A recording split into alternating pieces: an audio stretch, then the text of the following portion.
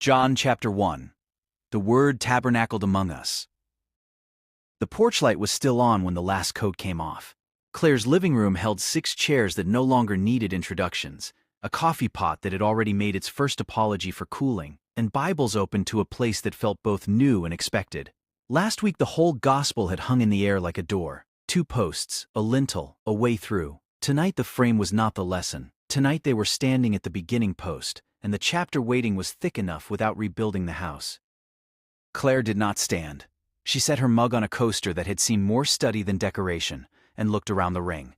Nora's ribbon was already under the first verse. Micah had a pen he would forget to use until something hurt. Amina's phone was face down. Caleb sat forward, elbows on knees. Diego had left last week's door sketch folded in his Bible and did not open it. From our overview last week, we learned to see the shape of John's Gospel, Claire said. Tonight we're going to look at chapter 1. She looked to Nora. Through 18. Nora's ribbon was still under the first verse, but she didn't glance down at it. She read, "In the beginning, the Word, with God, was God. Life, light, a darkness that never won. A man sent only to point, not the light. His own world, and they did not know him." Then the line she wouldn't skim past. The Word became flesh and dwelt among us. Glory. Grace upon grace. Law through Moses. Grace and truth through him. No one has seen God, except the one at his side, who has made him known. She left her finger under one line anyway. Dwelt. My margin keeps wanting to write tabernacle. Tent language. Presence that used to travel is finally at a fixed address, in a body.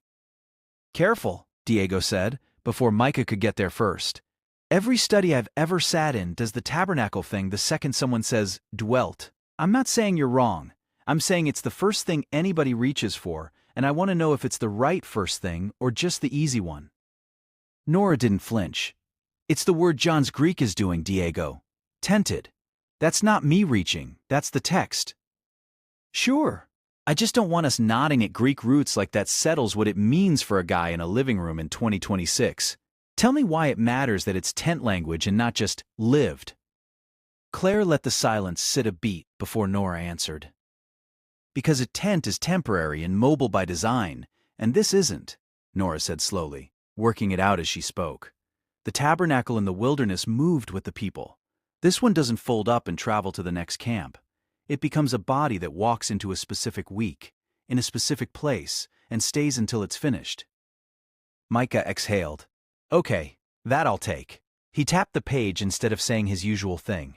If the glory they saw is the glory of the only Son, this isn't God sending a courier and staying clean himself. This is God moving in and not moving back out. Claire nodded once. What else is sitting under the surface of that? Amina didn't look up from her phone screen, still face down, just resting her hand on it. The light shines, and the dark doesn't put it out. Present tense. Not the dark almost wins until chapter 20. The claim is already load-bearing before anyone's followed him down a road. And John's already emptying himself out, Caleb said.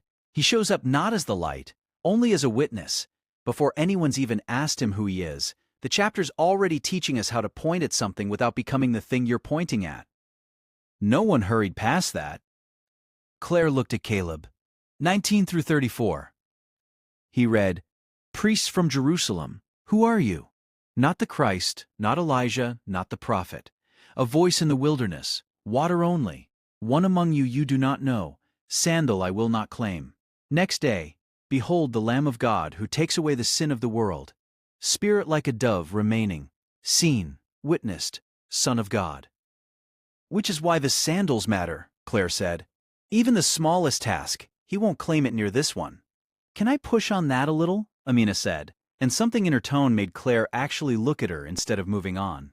Because I've heard that line preached 100 times as, look how humble John is, and I don't think that's the center of it. He's not being modest, he's being accurate. He knows exactly what he is next to what's standing in front of him. That's not humility, that's just seeing straight. I think we undersell John every time we make this about his personality instead of about what he's looking at. Caleb turned that over. Fair, I think I did undersell it. Micah's pen finally moved. And notice what isn't in this part of the story. He paused, half aware he was about to run his own well-worn groove, and softened it before he did. I know, I always find the thing that's missing. But there's no wilderness here. No 40 days, no stones into bread. Other Gospels put the temptation right after the baptism. John skips it and just keeps the week moving. Or he doesn't skip it, Nora said. He relocates it. This whole chapter is a wilderness test stretched thin. Everyone who meets Jesus in it gets tested on what they'll believe, with almost nothing to go on. Nathanael's about to get his own 40 days compressed into one sentence under a fig tree. Micah considered that longer than he wanted to. That's better than what I had. Diego laughed, short and real. I was bracing for the desert. I don't get it. I get, behold the Lamb and a man who keeps saying, not me, not me, not me. So John isn't forgetful, Claire said. He's choosing. Presence and witness are the hinge. Temptation's a different room of the story. Or Nora's right and it's the same room wearing a different coat. Claire let that sit, then looked at Amina. 35 to the end. She read, Lamb of God, two follow, stay. Andrew finds Simon. We have found the Messiah. Cephas, named, Galilee. Follow me. Philip to Nathanael, Nazareth scorn. Come and see. Under the fig tree, an Israelite indeed.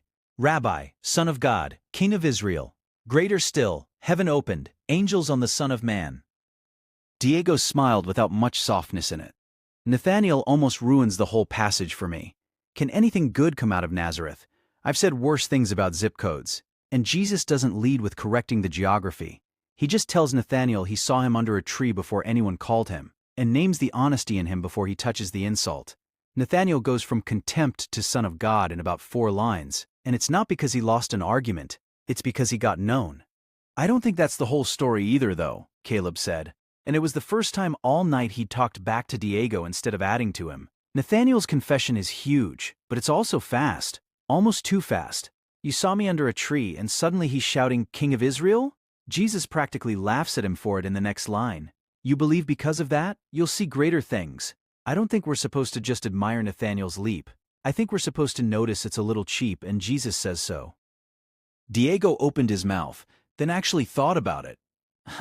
Yeah, okay, that's fair. That undercuts my read a little. He's known and he's not finished being tested.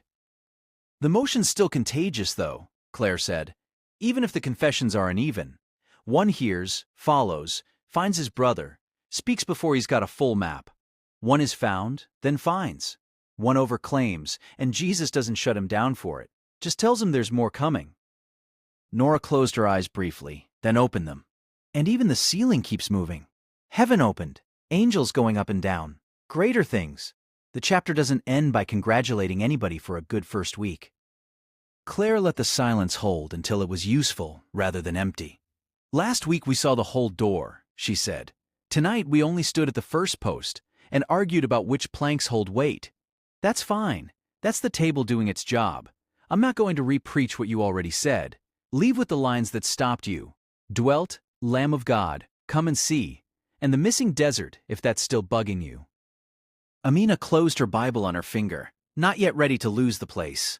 If he tabernacled among us, the study isn't how to climb up to God. It's whether we'll receive the one who already moved in, and whether we can become the kind of voice that doesn't need to be the light, and know the difference between that and just being modest about it. Micah's page held one private line. No one asked to see it. Claire stood only long enough to stack empty mugs on the tray. Next time we keep walking the book, tonight, leave the tent where John pitched it. Don't drag a different gospel's desert into this room just because you expected sand, or do if you can defend it, because apparently some of you can. The Word became flesh. They saw glory. Someone said, come and see. That's enough weight for one evening. Coats found shoulders. The porch light waited. Outside, the street was only ordinary dark. Inside, the beginning post still held.